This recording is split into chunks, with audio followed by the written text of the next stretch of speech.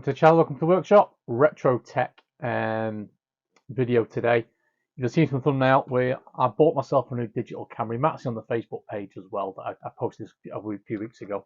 I picked up this Sony Mavica digital camera from 1999.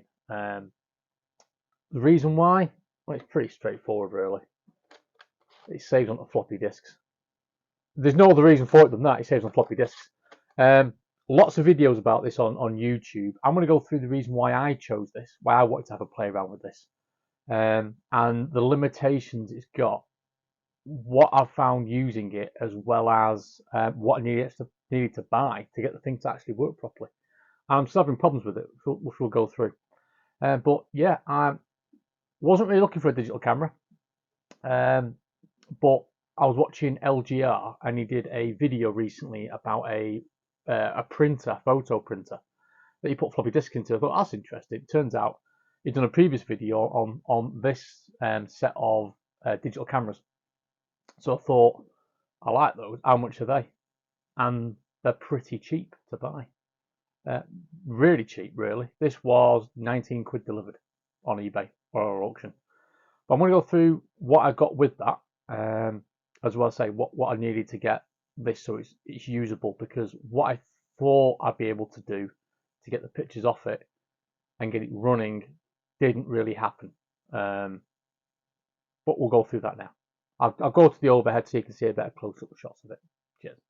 So, bought this off eBay, paid £19-ish delivered on an auction, and it came with a few things. So it came with a carry bag, which is a nice fit. We'll just put that to one side because it just happened to come with that. It also came with 3 floppy disks, which was useful because I didn't have any that were blank other than the ones for my Amiga, which I didn't really want to use and reformat. So it came with 3 of those. We had a few problems with those. I'll go through those in a minute. The camera, though, is in really nice condition. I don't think it's been used that much at all. Really nice condition. Although I did buy this basically as is. It didn't say it worked or anything like that.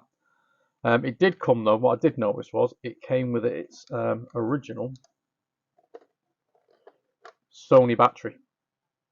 So when I bought this,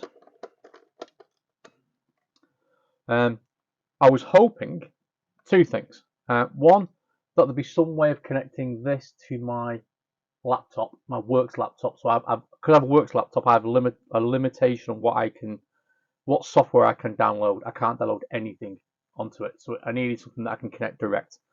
And I was hoping that this would have a USB or something out, and I'll be able to connect it up to my PC and then read the images that were on it.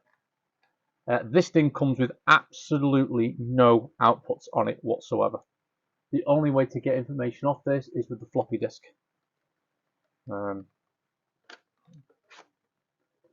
That's the only way to get information off it. Add to that, the power was dead. And again, I was thinking, oh, it's a digital camera from Sony. It'll have like a 6 volt or a 9 volt in plug somewhere on it. And I'll just plug it in, I'll bypass the battery, it might trickle charge the battery. No, there's nothing on this. There's no way to connect anything to this whatsoever. What you might have noticed is on the battery tray here, there's a little thing, and this thing slides back and forward. What Sony sold with this was an alternative battery pack, which was empty, that just allow you to click in a power charge, like a 6 volt barrel charger into the side of it, and this pushed up to allow you to do that. So I had a camera that had no power and no way of getting information off it. So I ended up having to go to eBay and buy some bits. So first thing I bought, USB battery charger and 2 new batteries. These are generic. What are these? Bonacell. I don't know what they are. They do seem to work though. They're a little bit tight fitting in there, but this will charge the Sony's own battery. So USB takes a while to charge them up, but see how they do work. That and those were £18. I think I liked it on eBay and then got a deal on that. The next thing I needed to buy was a floppy drive with a USB Back up to my CD, up to my laptop, sorry. Never thought I'd be buying a floppy drive in 2023. This thing was a bargain. It was just under £12. I remember back in the day when I had my Amiga, external drives were big money, serious money. Like 60, £70, which is double that these days, 120 quid. This thing, yeah, 12 quid delivered. So, I now had power, and the thing did fire up. You can clicking. That's the last picture I took on it last week while I was at work. And everything works fine. This camera, it's a Sony products, very rarely go wrong. And it just fired up and it works fine. The disk drive works fine. The discs, 2 out of the 3 discs were not a problem, although this one's got a corrupt file on it now, so I have to download carefully off it because I can't delete the file that's gone corrupt. But the disk that's in it, again, that works fine. So the problem I've had is getting the information off these discs via this into my laptop.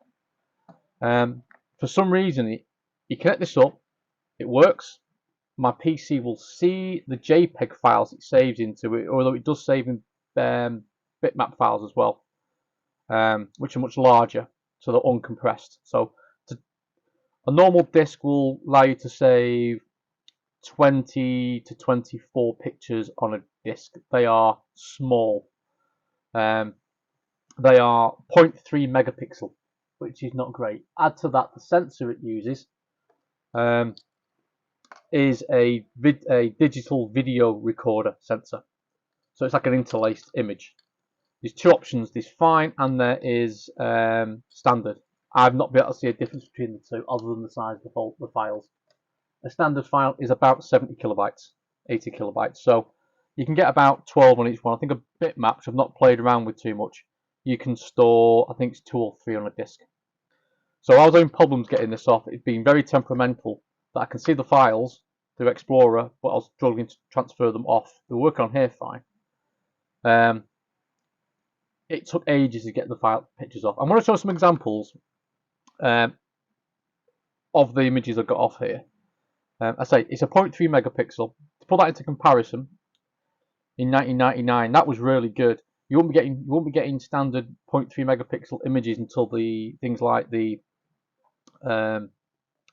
Nokia phone cameras came out in like 2003, 2004. So the images are, as you can see, are pretty limited. They're a little bit washed out, but there's just something about them. The industry I work out, I'm a civil engineer. We used to do survey works when I first graduated in 1999 and started working, and we were still using film at that point to process images of what we took on site. We didn't get a digital camera until 2003, so you started getting like the 1.3, 2.1 megapixel cameras. Before that, this would have been good enough. However, when I posted this up on a few forums that I'd got it, someone did say that they used this in the car rental business. When you rented a car out, they would use this, take pictures of the car to its condition. Well, this could come out. That would go into the rental pack that they gave to you. So, and then when you drop the car somewhere else or back, they would do this. They would do a comparison of the photos that were on the disc to the photos of the condition of the car. I thought that was a perfect example of what you could do with it. But yeah, what I'm going to do is I'm just going to go through some of the controls that are on it. I'm going to try and set up so I can show here, because there are some picture effects you can use on this. I've not got any pictures of that. They're not that good, to be honest with you. But yeah, so to get this thing working, camera was about £20. New battery packs were 18 quid, and this was 12. So we're talking around about 50 quid to get a kit that works, and I do still need to buy some floppy disks. So let's just go through the options that are on here.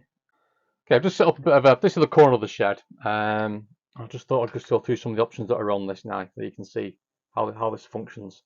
So turn it on. It's in play mode, I think, at the moment, which is to show through previous images. You go back through, you can see it's about accessing the files. This ones I took in Manchester the other week.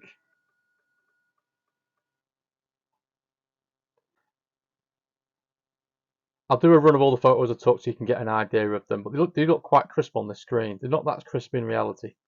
Click it over to camera, and you expect it just flicks over. No viewfinder on this, everything's done through the screen.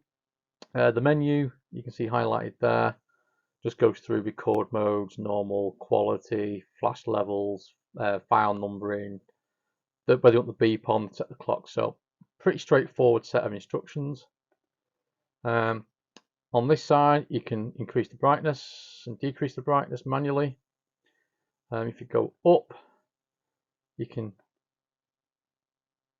change the EV levels on here for the light, how much light gets let in. Obviously, you've got your timer there if you want to do a timed shot. Below here, you've got flash, whether you want flash on or not, that's part of the shot.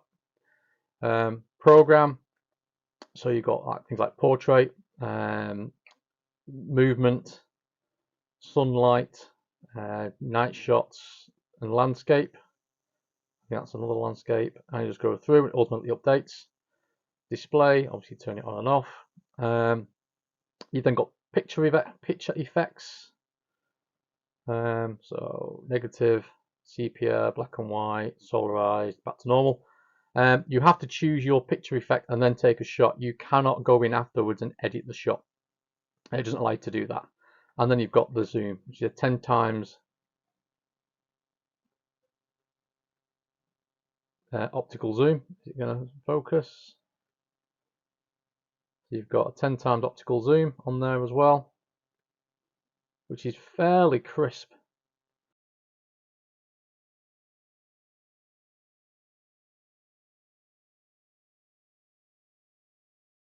In the corner there, you've got the number of shots that are on the disc, and you've got how much storage you've got on there, and that's it. Not much more than that on the back of this. Although, to be fair, it is surprisingly user-friendly with the brightness and the picture effects when you're taking shots. To quickly go through them and get the best possible shot. You need to do as much editing as possible in camera. These images are not big. I said they're 0.3 megapixel, which is a tiny file.